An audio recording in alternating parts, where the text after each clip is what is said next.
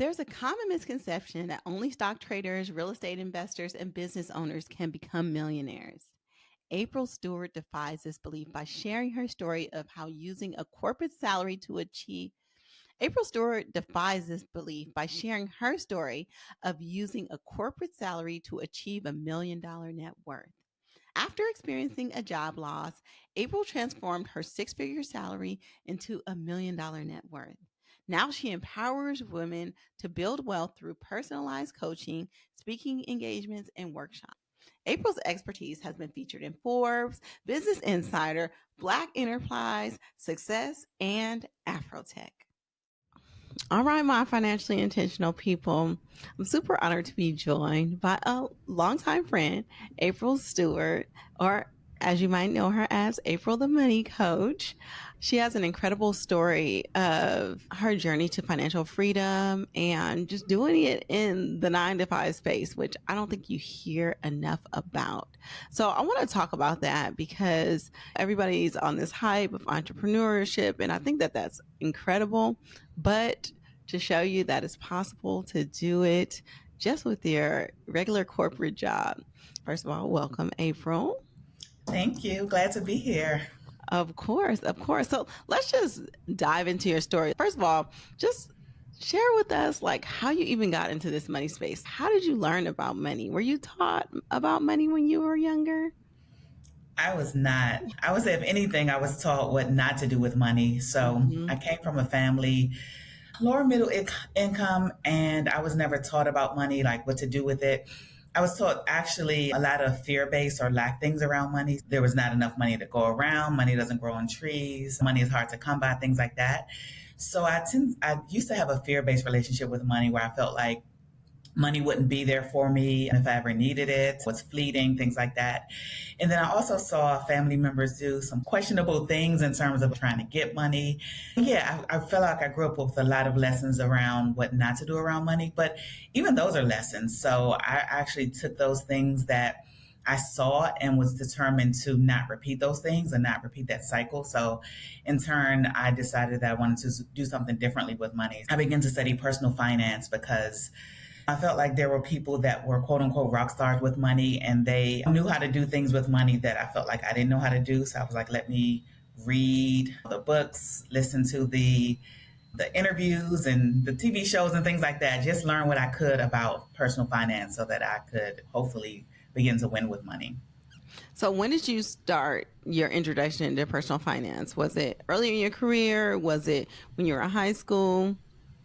I would say it was more so early in my career, like early Mm-hmm. in my working career. So Mm-hmm. in college, I was told by a family member to get a credit card to start to build my credit. Yeah. But my thought was, I'm a student, I don't have a job. Like, how am I going to pay for what I put on this credit card? So I was like, okay, that doesn't sound like good advice. So I didn't do that. But once I got into the working field or the working world, I felt like there are things that I should know how to do with money that I don't know how to do. So I think that was when I began to just get that introduction to personal finance. And I think we grew up in the same time frame, went to college in the same time frame where we were inundated with credit card offers. It was before this was illegal. Like credit card companies used to just be on campus Yep. handing out all the swag and enticing Mm-hmm. you. And I remember asking my dad the same thing. Should I get a credit card? Like they're offering me all these kind of things. And he was like, I guess so. Just like you said, we were taught, okay, yeah, you can build your credit. But other than that, taught no lessons outside of that. And so I remember getting into really big trouble with credit cards, not even understanding, yes, you have to pay them back, interest, all of those kind of things. So Mm-hmm.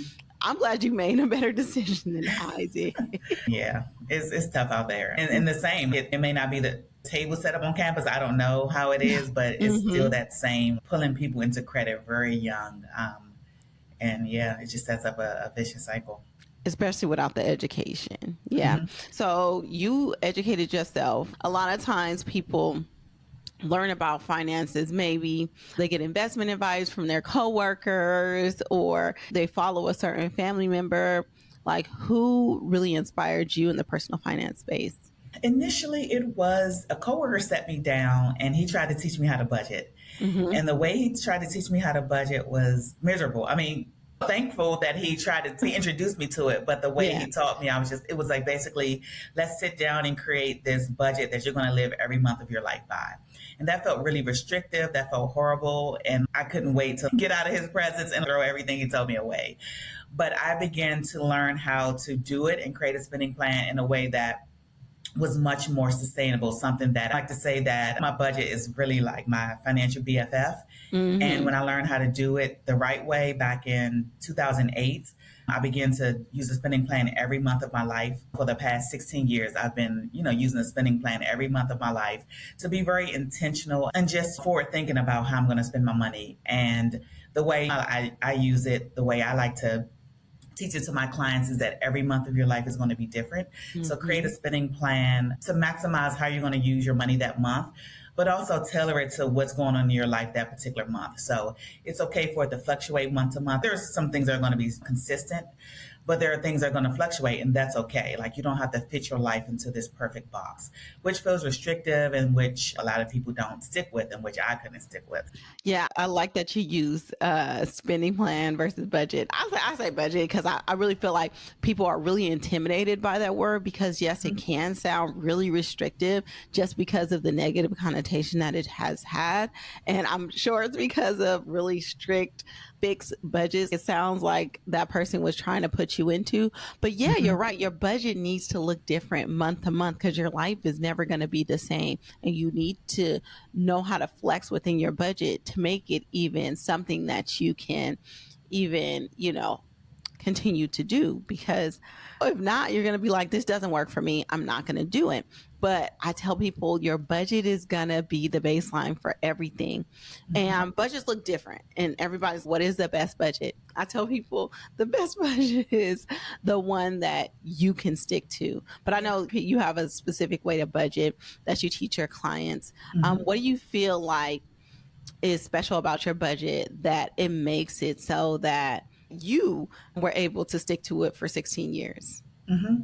I think both with me and my clients, what really helps us to stick with it is, again, that the fact that it's different month to month. It incorporates what's going on in your life every particular month. That fact that you don't have to fit yourself into this box. Also, the fact that I do zero-based budgeting. So I think it's been very helpful for me because I really put every dollar to work. So there's no Hmm. money slipping through my fingers. And I think that what was really powerful for me with sticking with budget was once I created it for the first time. So prior to creating a budget, I felt like my money was a black hole. Like, it would come in, it would go out. What happened in between, I could not tell you. And no matter what, I couldn't save. So that was like one of the biggest things that was one of my initial motivators. I was like, I want some savings, but I feel like I don't have anything left over to save. And I tell you, like, instantaneously created my first budget, I was like, I have surplus. I have thousands of dollars of surplus. Like, where did that money come from? Where was it going?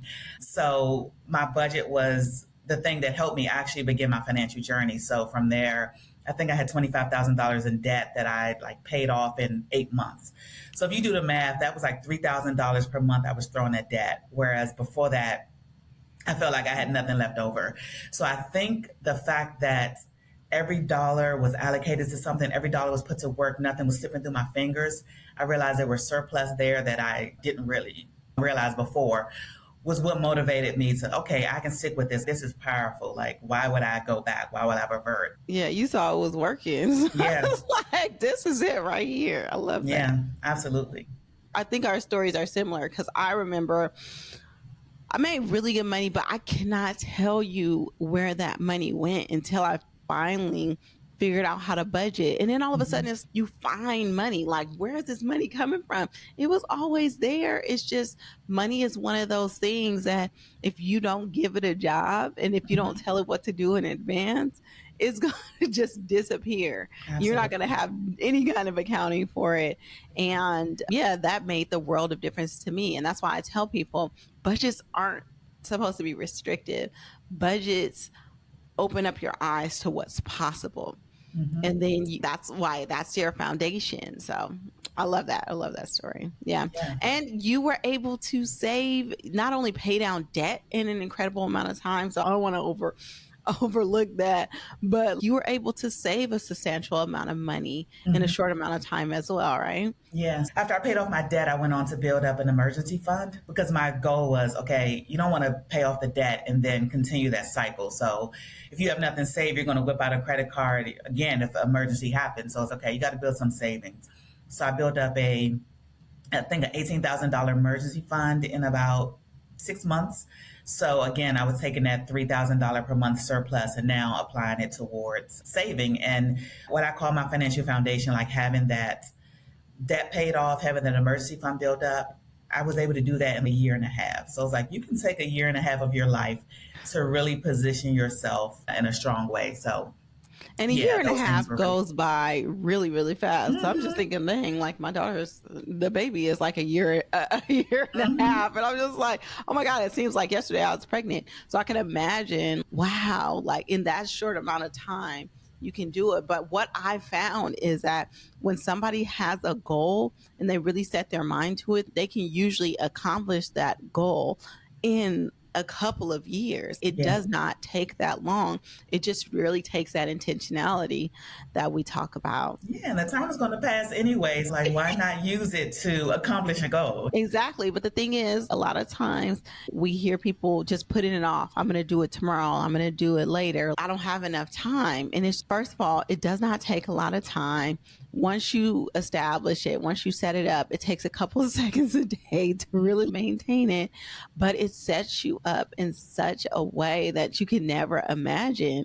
And the thing is that, like you said, the time is going to go by, but we can't get that time back.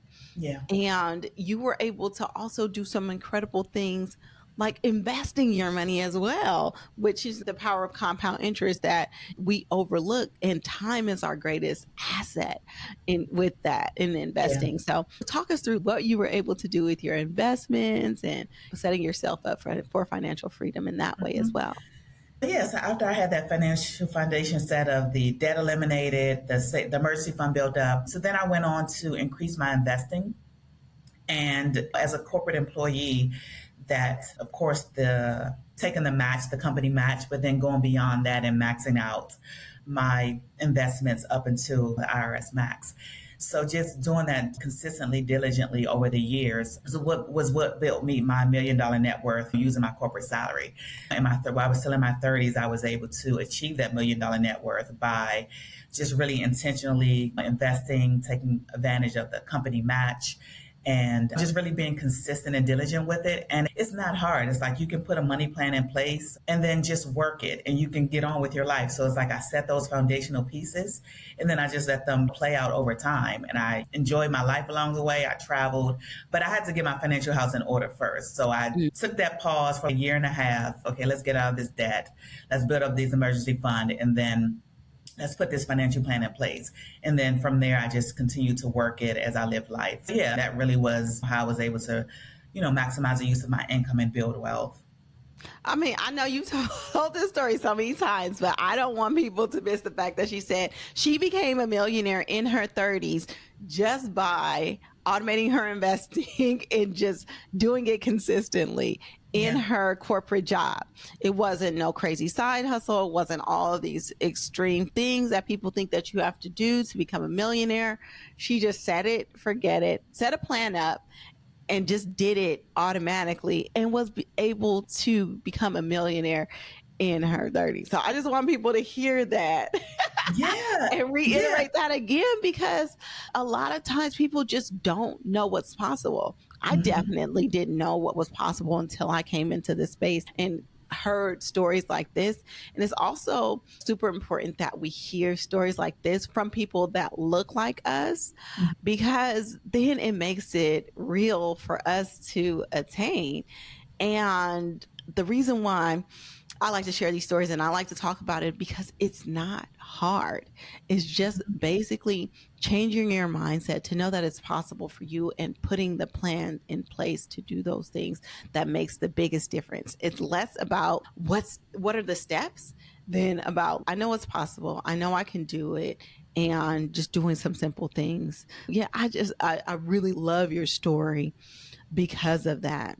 Mhm. And No, thank you. And I Hmm. would also say that, like you said, it doesn't have to be as hard as we tend to think it is. And I think that having that plan that you put in place, that you work, that you let do its thing over time, of course, compound interest is going to work for you over time, but also the fact that you don't have to sacrifice your lifestyle long term. Yeah, in the beginning to get some things, if you have debt, get that cleaned up, get an emergency fund in place, get your investment set up.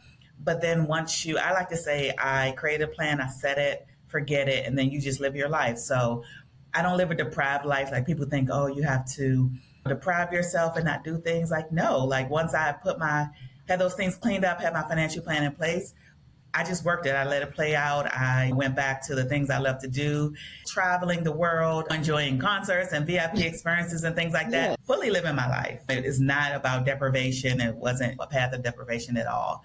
And I think, of course, being a six-figure income earner, and that's a lot of the space of who I work with, the women I work with, your income is a powerful wealth building tool. Like you can do powerful things with Hmm. your income. You just have to make it work for you instead of just spending it, squandering it. You can enjoy it in its proper place. Like you have to put some things in place to build wealth for yourself because you don't want this to all be for naught. You make all this money and then you end up having nothing to show for it. But we see it all the time. But we see it all the Mm-hmm. time, right? Lifestyle inflation is real. And I'm not saying don't spend on nice things. I'm not a believer in like beans and rice and deprivation and all of that Mm-hmm. stuff either. Just be intentional and pay yourself first, right? Yeah. Prioritize the things that matter, and then you can spend on the things that you enjoy. Yeah. I think people are so caught up in being uncomfortable for a little bit amount of time, even if that discomfort is just trying to learn a new thing, that they spend a whole life in discomfort because they never achieve the levels of financial freedom. And Mm-hmm. it's crazy. It's you rather have that slow burn. Either way, that time is going to pass, like you said. So you might as well put the things in place that are going to set you up so that you can make work optional, make better decisions for your life. And I talk about financial freedom is just not about accumulating money. It's about the freedoms that you have to do the things that you want to do in your life. Mm-hmm. Now, do you still work in your corporate job? So no, and actually when you said that, that made me think about that. No, I left my corporate job in 2021, the end of 2021. So I've Mm-hmm. been self-employed for 3 years now, just Wow. over 3 years. And it was definitely having that financial plan in place.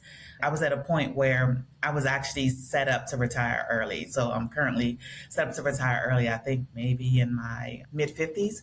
So I not only had set myself up and had my retirement on track, but I had it set up in a way that I didn't have to be as aggressive. So I actually was able to pull back on my retirement investing and I began to invest in what we call a taxable investment account. So I backed Mm-hmm. off on like the traditional retirement investing and I began to invest in a taxable investment account because that's something, if you do retire early, that's something where you can tap into the money. You have money that you can tap into without the penalties of tapping into your retirement early. So yeah, I mean, I put myself on a path actually to retire early. And also I would say, yeah, just be in a good place where I'm able to now come out of the traditional workforce and pursue my financial coaching business full time.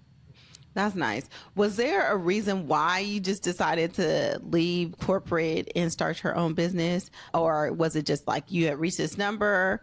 Was it you didn't have enough PTO? What was it? Because sometimes a lot of people don't want to leave. Like they really enjoy what they do, or they Mm-hmm. have that, I have enough saved, but just like one more year. What was it that really was that impetus for you to be like, I'm done in the corporate space. I'm going to just do it on my own? I just wanted to just take a bet on myself. So it wasn't like I couldn't have continued to do both, but I felt to maybe grow my business and just really just put my all into it. I just wanted to try that. And I felt like I had enough margin financially to be able to do that. I decided to leave my corporate job and go full time in my financial coaching business.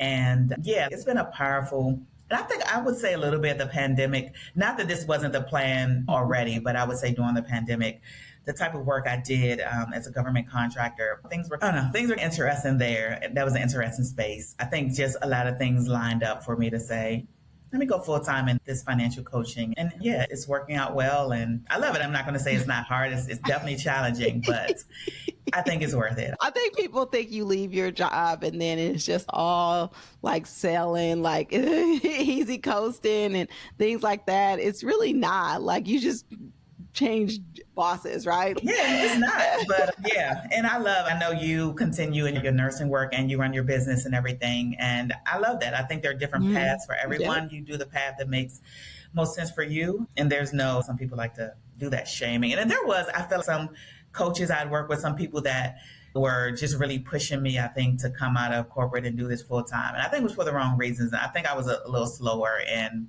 taking that step because I wanted to make sure it was right and the right time for me. Yeah, and that's the main message is it has to be right for you, and it's gonna look different for everybody else. And just like personal finance, it is personal. Yeah. There's no dogmatic way. But your story just sounds like so perfect. It seems like it's just so linear. You made up your mind, you decided to do something, you achieved it. Did you face any setbacks on your path financially? Yeah, definitely. So in the beginning, when I first started my financial journey, early on, I lost my job. So I Hmm. was, I would say I wasn't prepared financially so, because I was just starting out. So I didn't have any savings built up. I still had debt. But I mean, fortunately, I was able to just continue. I took whatever job I could at the time just to get some income coming in. And I continued to look for a job in my field. But I just had to bounce back quickly. So I definitely went through that whole thing of losing my job and having those setbacks and things I had to just really work and fight through. And then, but also that just let me know that I didn't come from a family with money, so I couldn't call up mom and dad and ask for help. So I was like, okay, I have to position myself to not be in a situation like this again where I am now unemployed. I don't have any savings. I have debt. So it's okay. I got to clean this up, get out of this mess, and then also position myself to hopefully never be in a situation like that again. It definitely has not always been a linear journey. There have been ups and downs. And I would say even a new level as becoming a full-time entrepreneur, I've had a new situation financially. It's been a really long time since I've been in this type of space where things were so uncertain. Because in corporate, I eventually became a six-figure income earner. So everything is just on autopilot, everything is Mm-hmm. secure. But it's once you go full-time entrepreneur, there's ups and downs, there's ebbs and flows. And so, yeah, that just put me in a different space again. But it also, I would say, helped me to really better understand and connect with maybe some of the things that my clients experience. So I think a good reason for that or a learning experience for me in that was being able to better connect with some of the ladies that I coach. I love that because that could have easily deterred you. Like, been like, you know what? I lost my job. Woe is me. I can't do this. But it sounded like it motivated you to even go harder because you understood that having that financial freedom will position you to be in a better position if you did experience another job loss. And a lot of people think corporate jobs are so secure, or just in your 9 to 5 is so secure. And there's no sense of security in anything. Like, even Yeah. as a nurse, nurses are in high demand, but there's no real security. Things change, the markets fluctuate, there's layoffs. And so the better financially prepared you can be, the better.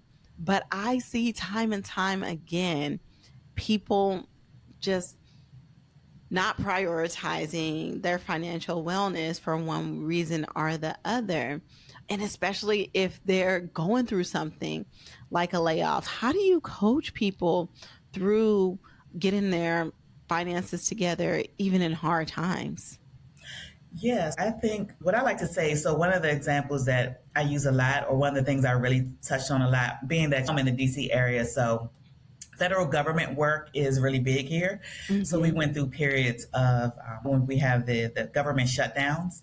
So I don't know how big it impacts other. I know the federal government is more than here in DC, but I don't know how much it Mm-hmm. impacts other areas the way it does in DC because so many people work for the federal government. And we would have these federal government shutdowns, and you would have people, government employees, government contractors, even if they earn six-figure incomes, they would have nothing saved up, nothing prepared for these shutdowns, and they would be in dire straits when they would happen. And one of my big things was like life is going to happen. There's going to be the ups and downs, the ebbs and flows. Like you have to prepare yourself for this while you have this income instead of letting it just slip through your fingers instead of squandering it. Save something for yourself. Create something that gives you margin, gives you cushion, gives you a safety net if anything ever happens to your income. So nothing is guaranteed, nothing is certain. Like, you want to protect yourself as much as possible. Not to say that an emergency fund or anything you save is going to be just foolproof, nothing can happen to you, but it definitely gives you a lot of peace of mind. And that actually came to pass for me during the pandemic in 2020 when everything began to shut down. So I was a government contractor, Mm-hmm. and we were sent home. Everyone was sent home. The government people, we were told we'd be going home. It was like around, what's the holiday in March? St. Patrick's Day, yeah. Yeah. So we told we'd be going home, and I thought it was going to be short. But I heard that the government employees were told to put in 8 weeks of leave. So I'm like, oh, wait, they're told to put in 8 weeks of leave? Like, we're going to be out for 8 weeks? So I was like, okay, what am I going to do? So I was sent home not knowing what was coming next. And I was just like freaking out. What am I going to do? But the peace of mind I had was, at the time when I looked at it, I was like, okay, I think at the time I had about 12 months of living expenses saved up.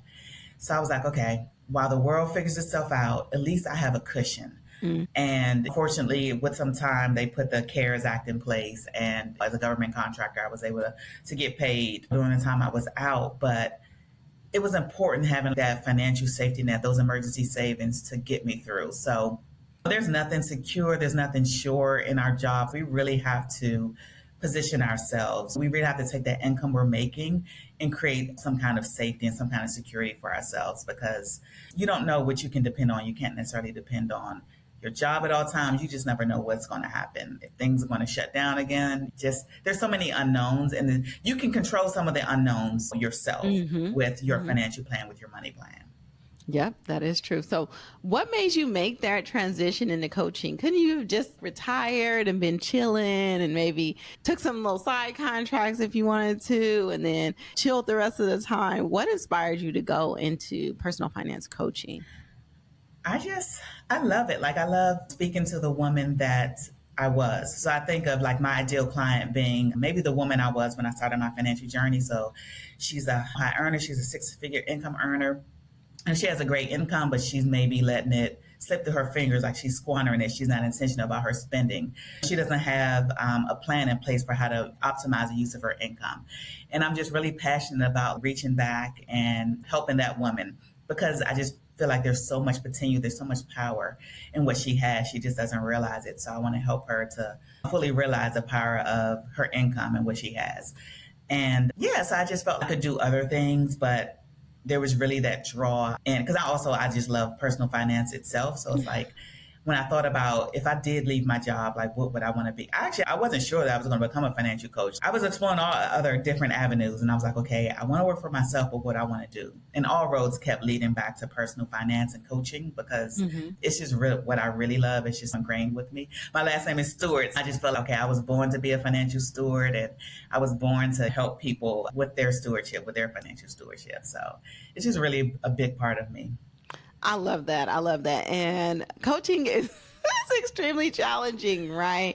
Because like as much of a drive as most of like me and you have and a love for personal finance, it's really hard to change mindsets Mm-hmm. around money. And I found that out the hard way. Girl, hats off to you because coaching like you do is a little bit taxing for me. I don't do it.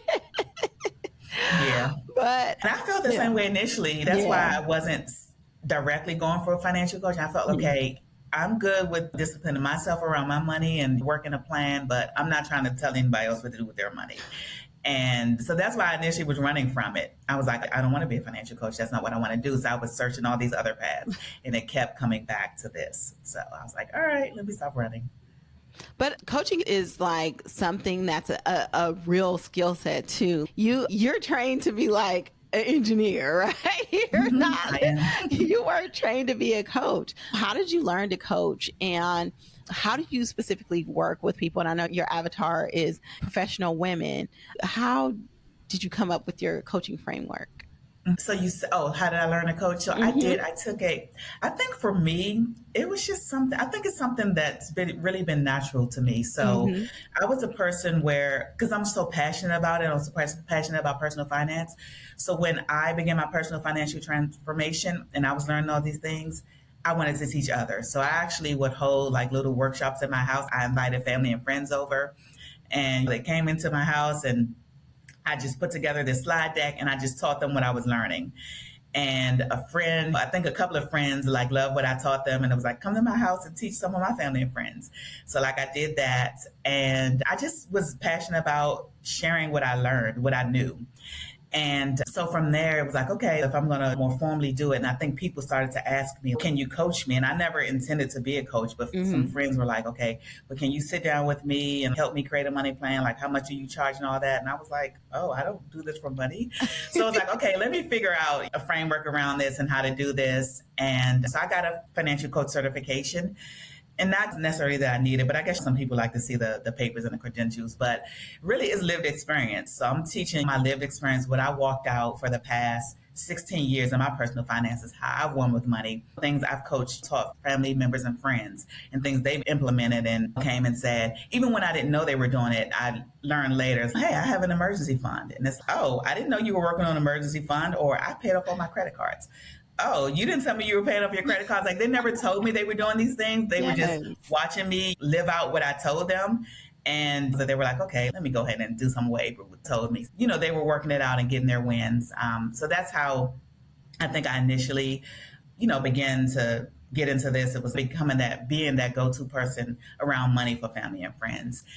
So it was really the things that I put in place around my money. When I started my financial journey, one of the first things I did was create that spending plan or that budget. I was like, okay, I got to be intentional about what I'm doing with my money each month. I have to have a plan for it. And then first I was like, I want to get rid of this debt. I need to build an emergency fund. And then I want to increase my investing. So these were like the key things I did. And so basically that's my financial framework. So Mm-hmm. and of course it starts with money mindset. So my financial framework is money mindset. Like you have to understand what's possible for you with you and your money. You have to set some goals around money, and those goals are going to anchor you and help you to determine going forward what decisions are you going to make around money. Because if you say you want to do these things, and they're going to have to frame your decisions and things you do with money. So it's like putting that money mindset piece in place, and then that spending plan, your debt elimination plan, your plan to build up your savings, and then that investment strategy. So those were like the core pieces that I worked on in building out my financial foundation. And it worked so well for me. And I've been implementing it. Once I put this framework in place, I've been walking it out over the past 15, 16 years without fail. This money plan is not a one and done thing. It's something in different stages of my life I revisit. Like it really guides and anchors the way I deal with money. So I'm like, okay, this is not fly by night. This is not a fluke. I've been working it out. I've been walking it out for the past 16 years. Like it's solid. So it's okay. This is what I can teach people in how to win with money, how to take control of their money, how to have a plan for their money that they can actually walk out and win with their money. So that was really how I built it out, like from my personal experience, from the things that even friends and family were starting to do and work on. And then even with my clients, as I started to early on coach people around money, some of the things that they were able to gravitate and hold on to and walk out. Yeah, I love that you said that because in the world of all these people giving all this crazy financial advice online and not Mm-hmm. even really living it, and I don't know, I like to call them like the snake oil salesman. You teach only what you know, what has been tried and true for you, and what the successes that you've been able to make. And again, you revisit because it's not linear over time. I really, really love that. It's not you teaching some hypothetical theory. It's okay, this is what I did, this is what worked, and being able to teach people in a way that they can replicate it and make it work for them. So Yeah, I really, absolutely. really love that. Yeah. Yes. Yeah. Is there any like success story or like a coaching moment that really made you proud? Yes, and I would say, and so I had a client who was a really high earner, I would say maybe around her salary was around maybe 200,000 or just Hmm. under, but she got big bonuses from her company. I think she got a bonus of maybe 50,000 or something per year, That's great. maybe in two increments. And the thing was, despite having this great income and this big bonus, she was in debt. Like she had a Mm-hmm. significant amount of debt. She had no savings, and she was just really letting a lot of money slip through her fingers. And instantly, within us beginning to work together, it was like night and day. Like she paid off. And I know her numbers tend to sound intimidating to people, but again, you got to consider the fact that she got big bonuses. But she was able to pay off $50,000 in debt in like within 3 months because my coaching Mm-hmm. program is 3 months. When her next bonus came up, she was like, okay, in the past, I was going to get this luxury bag and take trips and things like that. But now she was like, okay, I'm tired of having this debt. Like, I'm tired of being in the situation where I am, where I'm making so much money, I have nothing to show for it. Like, something has to change. And she even went beyond things I told her because I'm never really going to tell anyone go sell your bags and things like that. But she decided on her own because she was so motivated and she was like, okay, I want this debt knocked out as quickly as possible. Like I'm going to sell some of my luxury bags. Like I have a lot of them. They're just sitting Mm-hmm. around. So she began to sell her bags and she just really began to get focused around her finances and put things into place so that she was no longer having this great income and these great bonuses, nothing saved, still in debt, just investing on her job at the minimum. Yeah, so that's one of my favorite stories because she just really like night and day just really took what I was teaching her and put it into place, but then even went even more intense, which I love. I'm an intense person when I start to do something and even decided, hey, I'm going to make even more sacrifices. And it's for a short term. Like she put these things in place so that she could clean up the mess. And then it's okay. Now I can, she's back to enjoying life. Not to say she wasn't enjoying life, back to Mm-hmm. vacation, some of those things she was doing Mm-hmm. before because I cleaned up this debt quickly. I got my emergency fund in place. And then now I'm going to just continue walking out my investing and enjoying life.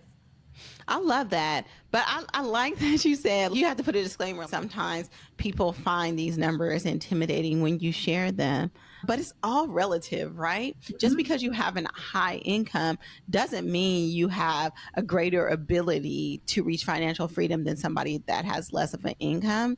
And I've been told, oh, you're not relatable because you don't make $30,000 a year. I'm like, what part of my story do you think maybe you could take and apply it to yours? Because it's the same concepts. It doesn't change because I might have more money. I bet you I have a lot more bills too. So it's all relative. So when people tell me, oh, I can't really do that because I don't make $200,000 a year, you're already psyching yourself out of like all of the Mm-hmm. wins that you could have. As I know you work with people who are professionals and maybe are six-figure earners, but those aren't the only people who can reach financial freedom. I know so many people who have reached financial freedom making 20, $30,000 a year. Absolutely. Yeah. And in a book I was reading, I don't know, I want to say it's The Millionaire Next Door, Mm-hmm. but it talks about, or Everyday Millionaire, but it Mm-hmm. talks about like millionaire status by salary. And like in the top of the top five professionals of people that become millionaires, teachers, I think lawyers, managers, accountants, Mm-hmm. and I forget the fifth one. But people are surprised to see teachers in that list. Mm-hmm. And I'm big on, quite really, really, really big on, it's not about how much you make, it's about what you do with it. Yeah. Because I personally know people that make great salaries, they're engineers, things like that, have nothing to show for it. Nothing. But then there's stories of teachers and accountants, and I don't know if I name accountant, but if not, that was the other one. But yeah, people like that who you may not think of, oh, there's a really big income, but they have achieved millionaire status. They have achieved some levels of financial freedom, some levels of financial independence. And it's because they are really good with really maximizing the use of their salary and they're working a system. It's all about, and I think the thread that makes those people successful is that a lot of times they know how to work a system. They know how to take a plan and implement it and walk it out. I feel like that's the part that's important. It's not really the income so much, but it's about what you do with that income, like how much of it you keep, how you manage it and grow it. So yeah, I'm very big on, you could be a six-figure earner or you could not, but there's Mm-hmm. still you could still achieve financial freedom. You can still build wealth either way. I love that. I love that. So, April, if people want to work with you or just learn more about you, where can they find you? So on Instagram, I'm at April the Money Coach, pretty much everywhere. Same with my website is Mm-hmm. aprilthemoneycoach.com. And actually, I have a resource that I love to share with people. Is my Millionaire Money Checklist. So that gives you the key steps that I took to become a millionaire. It tells you some of the key things you should look at, you should keep in mind as you're building wealth. So it's like these key areas of your money and some things, I call it a checklist because it's like, what kind of things can you check off in these key areas in terms of what you've done with money or maybe what you haven't done yet that you need to do. And then also, just basically how you can do that all while still not sacrificing your lifestyle. You can put a money plan in place that allows you to enjoy your life along the way and not feel deprived. It's not about deprivation because you're not going to stick with it. That's a powerful resource. I'm sure we can drop the link to it, but you can also Mm-hmm. grab the link in my bio on Instagram at April the Money Coach. There's a link in my bio for it's called my Millionaire Money Checklist. Yeah, I'll definitely put that link in the show notes. And yeah, so definitely check out April. She has a powerful platform. She's sharing all of this stuff before she quit her job, before she started coaching full time. She's been in this space. I've known her for years and years, and Yeah. she's real. So I love what you're doing. I especially wanted to share your story because I really feel like it's powerful and it's impactful just because it's not clickbaity. It's just doing the simple things. And just by doing those things, you became a millionaire in your 30s. And so you're an inspiration for me. And I know you're an inspiration for so many other people. I just appreciate the work that you're doing and anything that I can do to help spread the good word about you, I'm going to do. Thank So I you. definitely appreciate you, April. Thank you. I appreciate being with you today. For And I sure. love your story. I know we've talked, but yeah, all the great things you've done with paying off your debt, building your wealth, building your net worth for your children as well. Like it's very inspirational. Thank you. Thank you, girl. I couldn't have done it without friends like you. Yes. Uh,